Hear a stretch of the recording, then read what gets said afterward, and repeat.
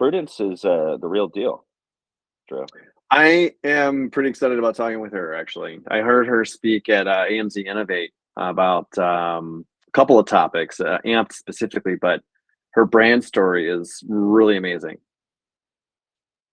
And I hear about her a lot because people tell me Prue gave me advice. Prue spent 2 hours with me. Prue was on the phone with me. Prue was doing coaching calls with me, all for free. No reason, just straight up because she's a good person. And it just can't, I can't help but warm my heart that this is a really good lady, you know? It's cool. What's cool about her is that like that ethos, right? Like this, like give and share, it totally shows up in her products, you know, like her lifestyle, her mindset, all these things kind of, show up where like all of her products are just like super duper clean. She's, absolutely unyielding on the notion around the quality of the products. There's no junk, nothing to mess with your hormones and, carcinogenic or anything like that in her products. It's great. Yeah, absolutely. So please welcome a 9-year Amazon veteran, who built the business from $20,000 in her pocket to 8 figures per year. And this is not just an Amazon brand. This is a international brand that has been featured on the Today Show, Good Morning America. I mean, this is the real deal. She's built something incredible here. And the owner of Beauty by Earth, Prudence Millsap. Hello, Prude. Thanks for joining us. And as we mentioned before the call, we all were just exercising. So I was lifting weights, Drew and Prue, at the same time, probably in different parts of this United States. We're going for a jog, and here we are. Right. So for all listeners, that's a life hack for you. Make sure you exercise. Get yourself amped up. Exactly. Thanks for joining us. So Prue, you are one of the first people I wanted to have on our 12-part series because you are a CEO of an Amazon brand, a successful Amazon brand, not just an Amazon brand, but just a brand in general. And you're a helper. You're someone who helps people. You like have no problem just telling them what's up and just spending time with people. I know a lot of sellers who have told me, yeah, Prue is helping me with this or Prue is helping me with that. So really appreciated. Yeah. I like it. I feel like it comes back eventually. Yeah, it does. So where did you get your start in the private label space? Tell me the quick Prue story. Well, I had a few other friends who had taken the Amazing Selling Machine course, none of which had any sort of marketing background or anything like that. Kept trying to get me involved in starting a business like this, and I thought it was like a multi-level thing. So I was like, no thanks, keeping my day job. Take your MLM stuff somewhere else. Eventually I found out it was just a course to teach you, how to get started on selling on Amazon. And I had been, trying to figure out how to work for myself for a while anyway. What was I going to do if I worked for myself? And decided to jump on this course. And when I did, I kind of went all in. I was quitting my job. I had just had my second kid. So I was like, literally just had my second kid and was like, okay, we're going to make this happen, I guess. And, back then they sort of dropped the course in little chunks so you couldn't get ahead of yourself, which was very frustrating for me because every week I was like, no, I need the next content. Like I was ready to go. So, I kind of went through like, what sort of brand did I want to have? Where did I identify there was a hole in the market? Also had a kid with neurological issues. So that kind of led me down to the natural and organic space. And basically decided to start my own natural and organic skincare line that was like truly clean ingredients because, well, I was running into that as a consumer anyway. The more educated I got, the more I didn't like what I saw. So I figured, why not jump in this space, create products that I could use, my kids could use, and other people. Amazing. amazing sewing machine is actually a common thread from what we hear. So which one did you do? Which year was this? Yeah, this was 2014. It was Oh my ASM God. 3. That doesn't even feel that long ago, 2014. I know, but it was. For Amazon years? Like what? For Amazon years, that's 9 years turns into feeling like 20 because of how many changes, right? Exactly. That's right. So how much money did you start with? I want to know the real like nitty gritty. Like, did you have any money? Were you on a credit card? What was the deal? Did not use a credit card. I'm not a credit card gal. But I started it with 20 grand. Back then, that was more than enough back then. I ordered far too much inventory. And I started with just one product, which was a very not smart product to start with. It was very competitive, but I didn't know how to tell that yet. So I learned quickly and sort of jumped in the deep end a little bit. Figured out that I had made a big mistake there, but was like, okay, well, I better make this go. So, yeah. How did it turn out, Prudence? Like, how did that first product turn out? Was it profitable? Did you make your money back? Oh, yeah. Yeah, Okay. for sure. So I'll tell you the little story. I started with a product that was just argan oil. It was just organic argan oil, single ingredient product. Argan oil was really hot 9 years ago. And it's a great ingredient. So it's good for hair, it's good for skin, it's good for a lot of things. So it was a pretty versatile product. The market was red hot, but I didn't realize there was already a ton of competitors who had a big head start on me already. And one thing that the ASM course taught was to, add something, give your customers something extra that your competitor's not doing. So we decided to put lip balm, which I have on my desk here, into each of the boxes of argan oil to give the people a little surprise when they opened it. And soon enough, we were reading reviews about our argan oil and everybody was talking about the lip balm. So I was like, oh, I guess this is a good, people like this lip balm. Why don't we sell lip balm? This was my product development journey. And so I started selling peppermint lip balm. And that was our second product. And we were paying way too much for it at the time. But I kind of went like the easiest route rather than the best supplier and all of that. I went the easiest route. How could I get this to market quick? I was paying about 2 times what I should have been paying for it. But I did.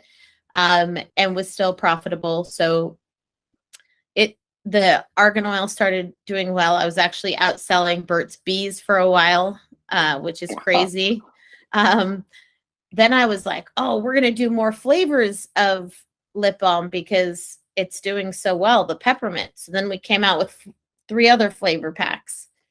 And anyways, this is kind of how it evolved. And then eventually we realized the brand, if you want to call it that, was a bunch of disjointed products that, why does somebody come to our brand?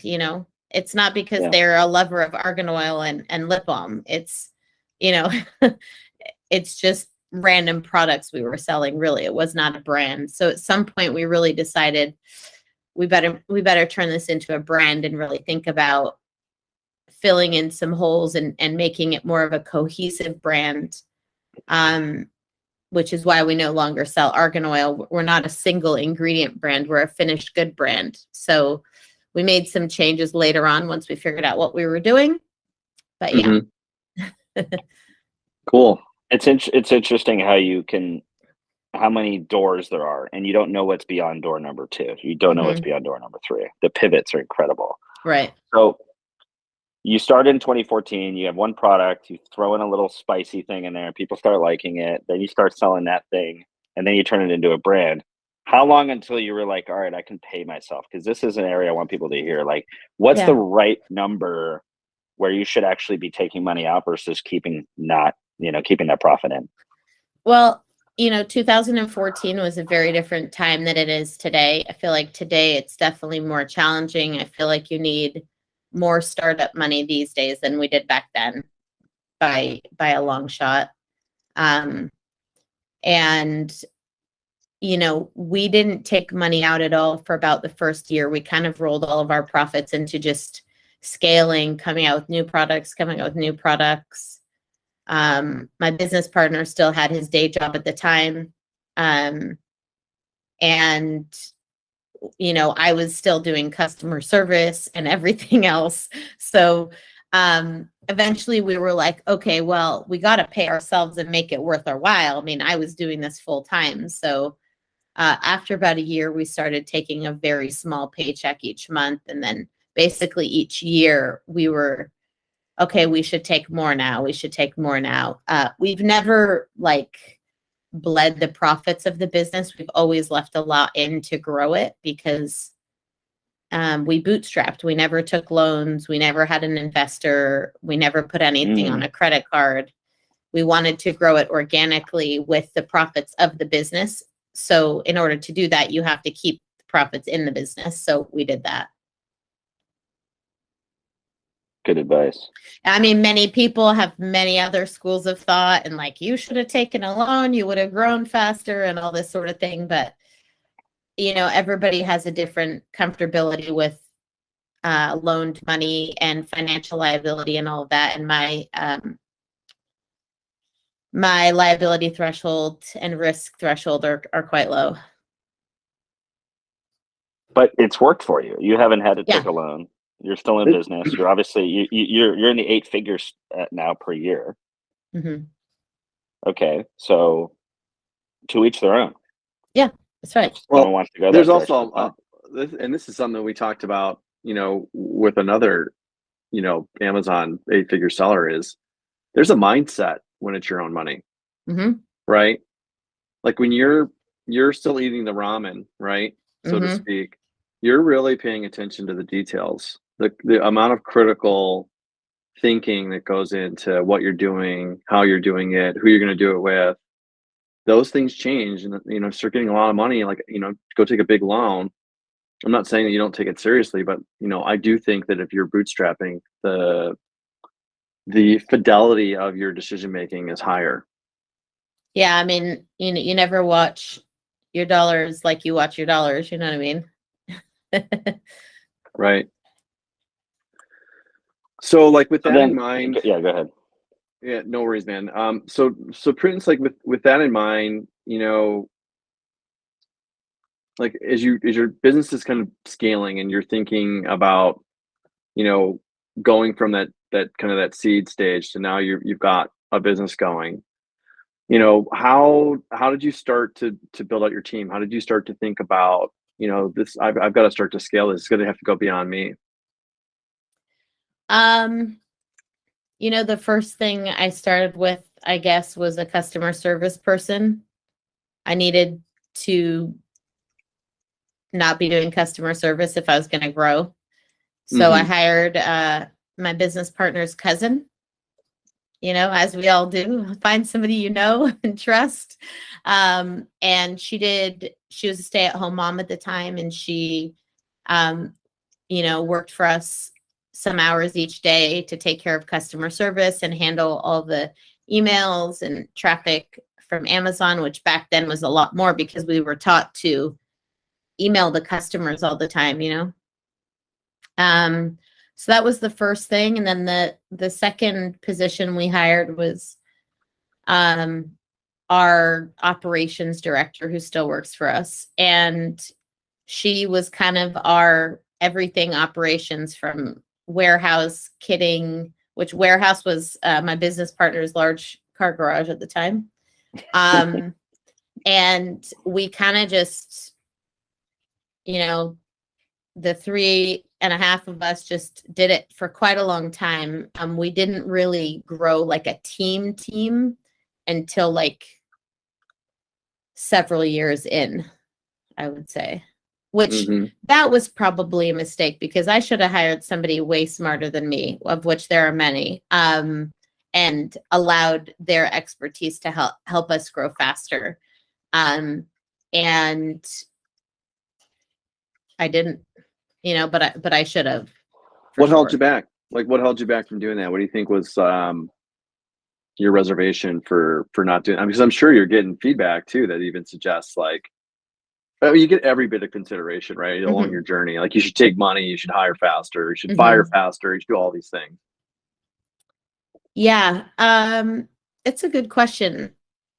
Part of it was maybe not knowing who to hire, where to find that type of person, because the community of people who had experience on Amazon specifically, they all owned their own businesses. So where do you find these Amazon experts? Well, now there's, you can hire internationally and there's resources to do that. Back then, it was not as easy. I had friends doing it, but they were nomads that would just travel all around the world and build their teams like in person.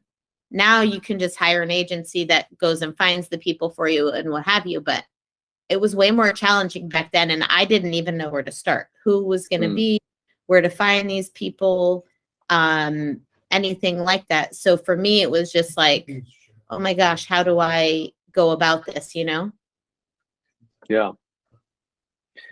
Yeah, that's fascinating. Personally, I'm going through a process right now where I'm trying to figure out like how to scale the business, right?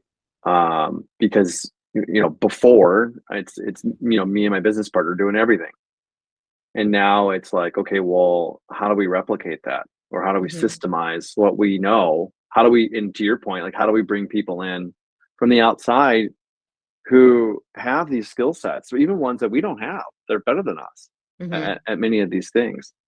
That's kind of what we're dealing with now. And then it's like structure, because we're getting to, our team's like double digits now. So it's like, at that level, you have to start thinking beyond, I can just go do this today and kind of wing it. So yeah, and honestly, like, even though I come from a world of like, my pre-Amazon life, I always managed people. I always had big teams under me. When I came into this business, my style very much changed because I was really a solopreneur for a while. Yeah. And you get used to just doing everything yourself. And sometimes I would just think, oh my gosh, it'd be quicker if I just do it myself. Definitely had like trust issues with people overseas. Like, how do I give them access to all this and trust them? And then I have to like make SOPs for them and all this stuff that I'm like, I don't even have time to do that. At the beginning, I was like working until 1 o'clock in the morning every night, had 2 very young children under the age of 2, and it was a lot. So, I just found it easier at that stage to I'm just going to do it myself kind of thing. Now, there's a million things I would change now that I've lived in this world for 9 years, that I would go, if I knew everything I knew now, back then, I would do it completely different, but I didn't. And that's the bottom line. So I can't go back and change anything. I did it the way that I did it, and right or wrong, eventually learned like, okay, I need some people to support growth and stuff like that. Yeah, that makes sense. That's cool, by the way. I find these things this is not for the video or anything, but I find this stuff fascinating because like my passion is building businesses. That's really what I get into, right? Some people want to like climb mountains, build sports cars, crochet, whatever the hell their passion. I just love like learning new markets and building out processes and the tools and like going through all those challenges and stuff. And so it's interesting to hear your journey. My background's in management consulting. So like building a services agency leverages a lot of those skill sets, right? And because we'll go spin up a program team, 20, 30 people to go do data analytics implementation. And so, but each one of those projects are 6 to 9 months, maybe more, but 6 to 9 months. And then you go do it again, and you go do it again, and you go do it again. And every environment's different. And there's a framework for it all, but it's always just like rebuild, rebuild, rebuild. Well, now I get to do it with like just a services agency. So I get to optimize. I get to build, optimize, move, build, optimize, move on. So it's been great. Like I really enjoy it. So I have kind of a 6-year-old question for you, like what a 6-year-old would ask you. What do you love the most about your business, and what do you hate the most about your business?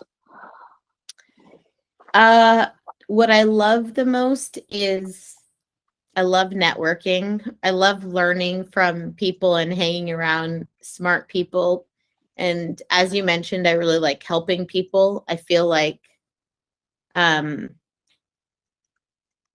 people who are unwilling to share and don't want to help people because of fear of competition or whatever have mindset issues, and or they think, oh, if I help that person, they're going to grow and take some of my market share or something like that, which I just think is small think.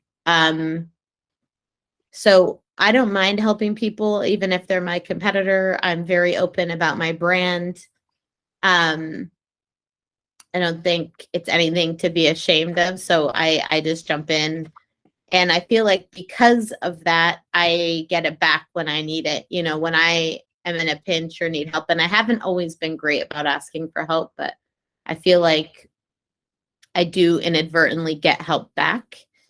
And I feel like it just, it's like karma. It's like one of those things that just makes the world go round.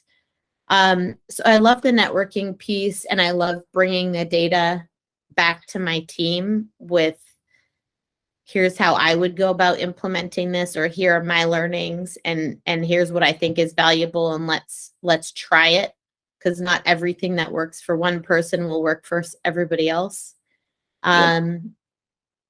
So I love that piece. And then I love the product development piece. I personally develop every single one of our products with a cosmetic chemist. So I'm very involved in the ingredients and the sourcing and the packaging and the, that's like the artistic piece of the business, I guess. And I like that part. Part that I dislike the most, I don't love I don't love managing people. I just want people to do their job. I know that sounds so simple, but like when I was an employee, I felt like I just did my job. Nobody had to manage me, So I just wish that people would do their job and didn't need to be managed. I feel like right now we have a really solid team, so that really helps with that part.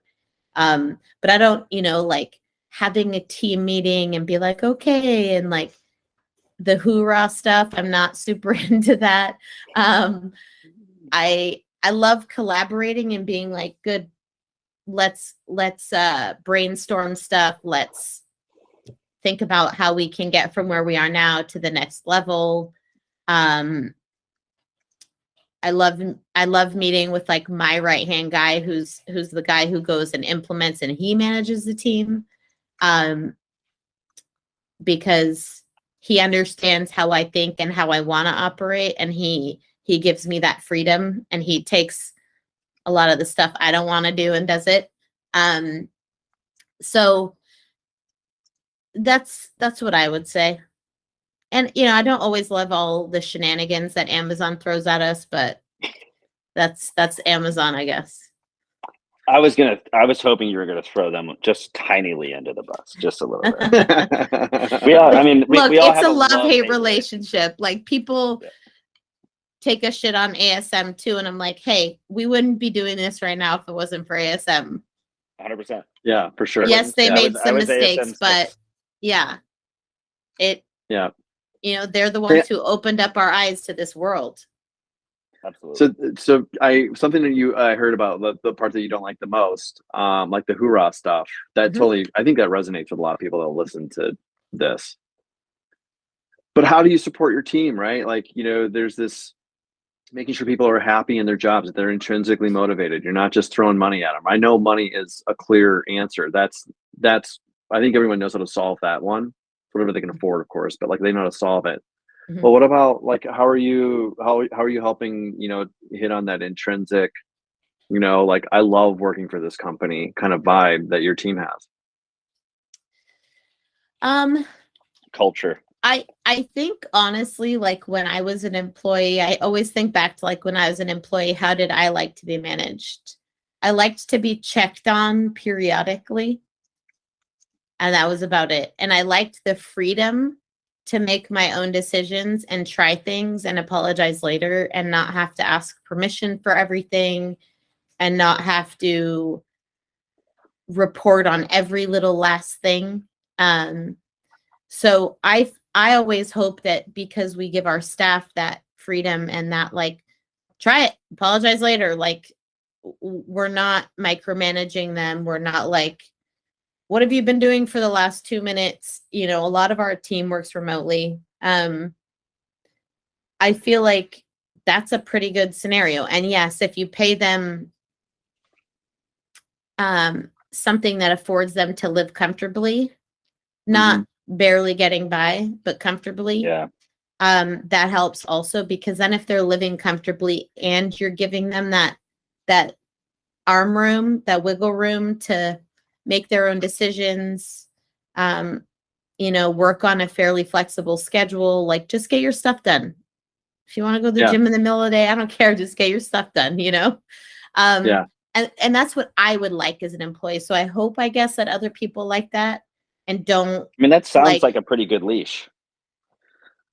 Pretty long leash. Yeah. We have a lot of what you're, by the way, Prudence, like what you're sharing with me sounds a lot like what we're doing, right? In terms of like how we interact with everybody. First off, I don't want to be a micromanager. I mean, that's not my identity. I don't get joy out of that. Nobody else I know loves being micromanaged, right? And if they are, it's fine. You're just not a fit for the organization. You just gotta, you know, go find a different company where that's better fit.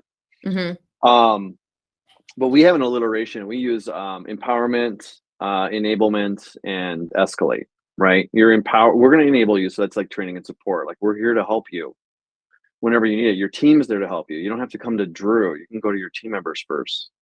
But if you don't have the tools, you don't have the knowledge, you need to ask. But you're empowered to figure that stuff out. Like, you're supposed to be taking risks and making mistakes. We actually have that as a value. It's like, failing is okay.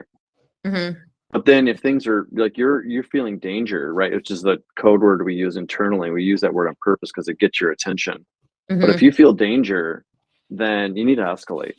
It doesn't have to mean you go to the top, but, you know, raise your hand, get some help so that you can do that. And it's working great. I mean, everybody really appreciates it. And then we're all high-fiving each other and, you know, doing virtual hugs whenever we're doing those things.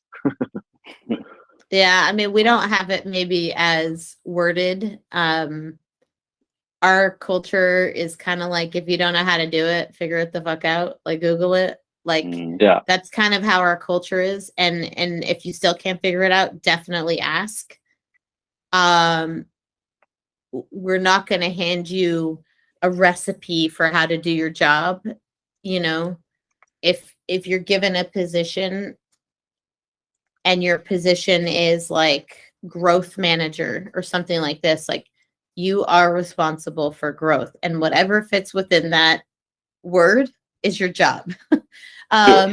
So we're maybe not as like so structured and organized as other businesses now. And I don't speak for like my business partner's half of the business. Like, he runs like the warehouse and more of the internal processes and not Amazon related stuff. In other words, not marketplaces, but supporting what we do. You know, finances, D2C marketing, that sort of stuff, which is just a different beast. His side of the business is probably a lot more organized than my side is. Actually, not probably, definitely. My side is more like, you know, Amazon is ever changing. You could write some like beautiful detailed SOP and the next week it's completely useless. So I don't sit there spending a lot of time on administrative stuff. I should probably find a better balance on that and meet somewhere in the middle.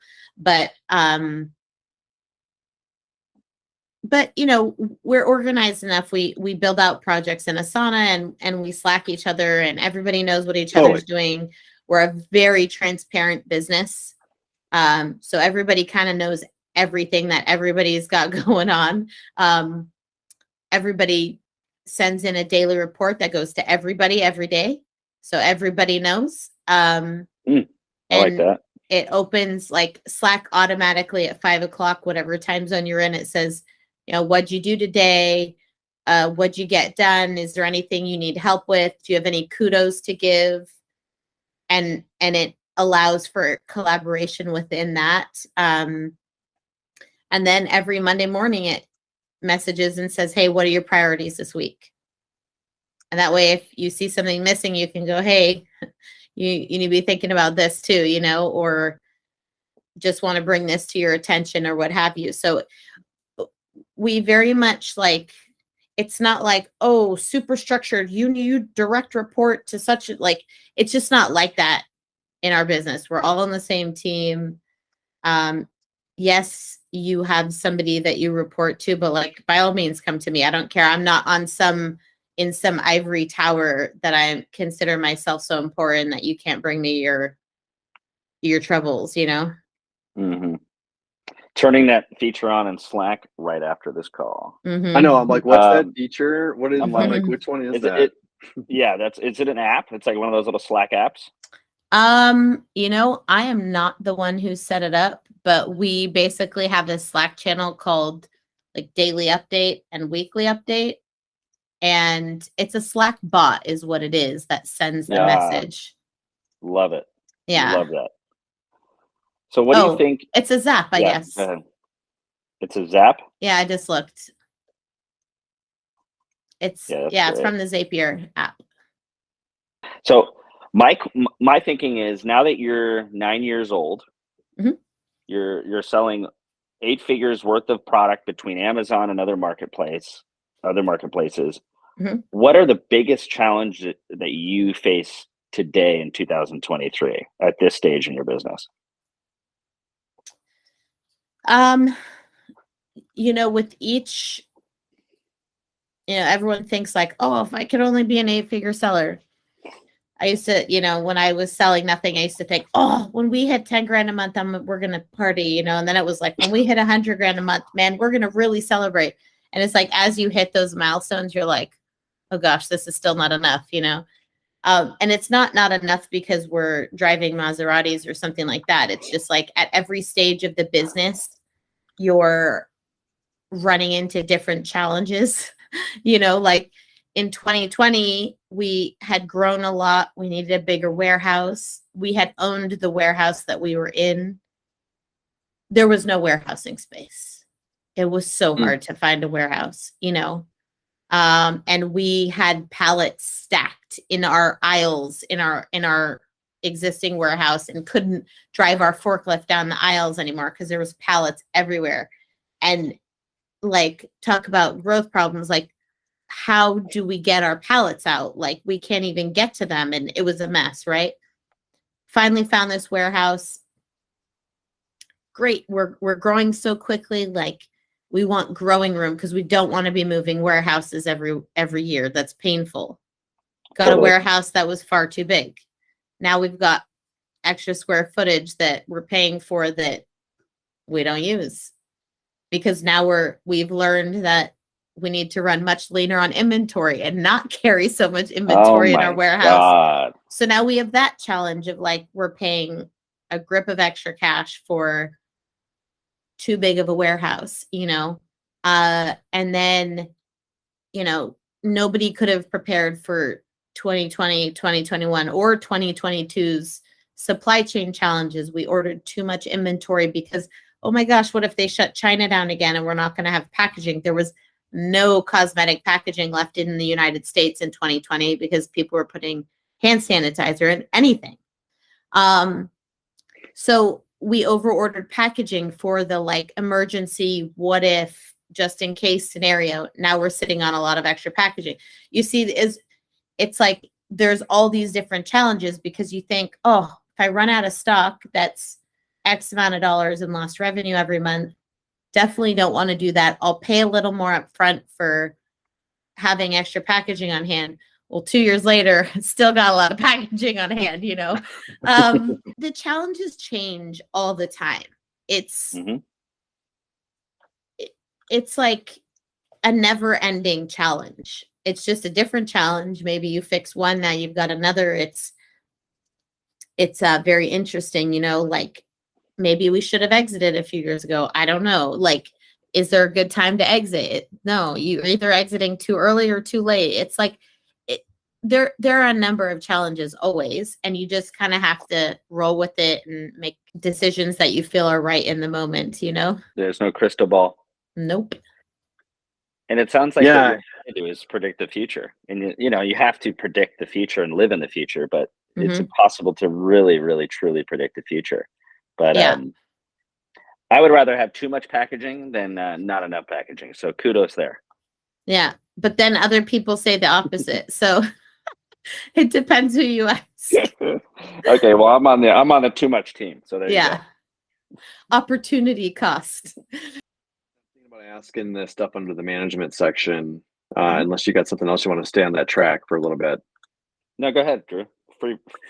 Yeah, I mean, flow. Prudence, this is, I just think this is a fun question. You know, you can answer any one of these questions, but you know, right now, I'll just for the sake of the video, who are you listening to who's like outside your circle? Like, where are you getting your influence from these days? Like, who are some people that you're like, wow, this person most recently kind of really helped me understand or look at my business or what we're doing, you know, in a new way. It really opened my eyes. I wouldn't say there's like one person, or I would say the majority of people that I listen to are more inside my circle. For example, you know, David Guyam, he's not going to teach me the techniques or hacks or tricks of Amazon, you know what I mean? But if you look at him and you listen to him, like he has a big, you know, he thinks very big. He, you know, believes in mindset really being able to drive your growth. I think that he is very correct in a lot of the stuff that he says that's around like stopping yourself kind of thing. So he was really good at AMZ Innovate. I think a lot of people, a lot of people, it resonates, right? Because it's true. And you know that you get in your own way sometimes. And then as far as like the Amazon, like specific stuff, a lot of guys in my circle I listen to are more like data analyst, data driven type people. I'm not. I'm a shoot from the hipper 100%. So I know that I need to listen to the analytical thinkers because, not that I don't think analytically, I do, but I'm a throw it against the wall and see if it sticks, shoot from the hip. Like I just go. And sometimes you have to sit back and look at the data. So I've been doing that a lot more this year so far. I've really been diving into the markets in which I'm in and really pinpointing the opportunities that exist in those markets, where I'm missing opportunity, and like going deep, because that's how you're really going to figure out where you're missing, you know? And I'm not talking about product opportunities so much. I'm talking about like existing products and where I'm losing sales.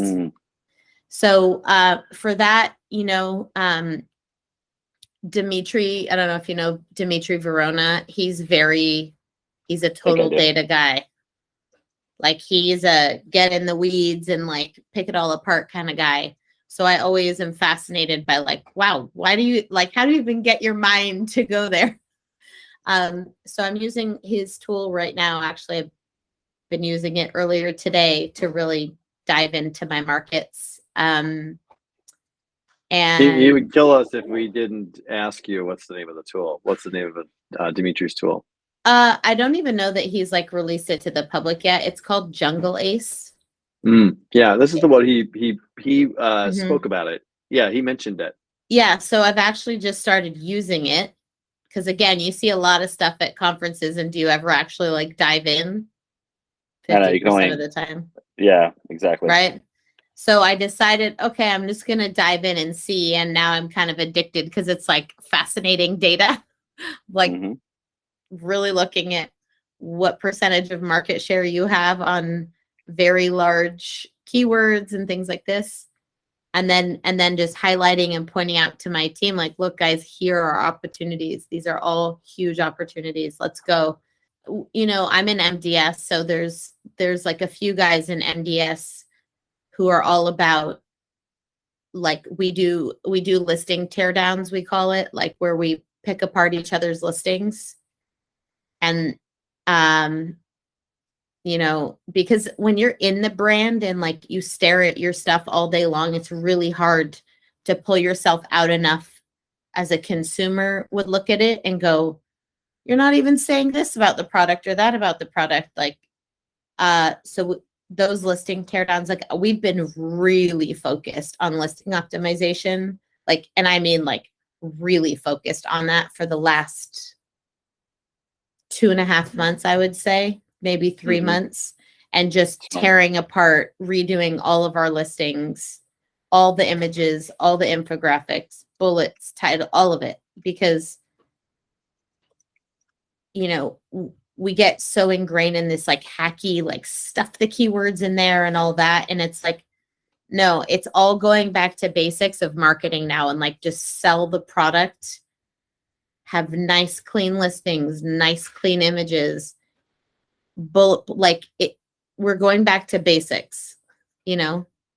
So less fads and hacks and tricks, and yeah, it's so good. I'm seeing that too. I'm seeing less like, hey, have you used these new links that do this and do that? It's like, okay, enough with that crap. Like, what you need to do is make an amazing listing. That's what you really need to do.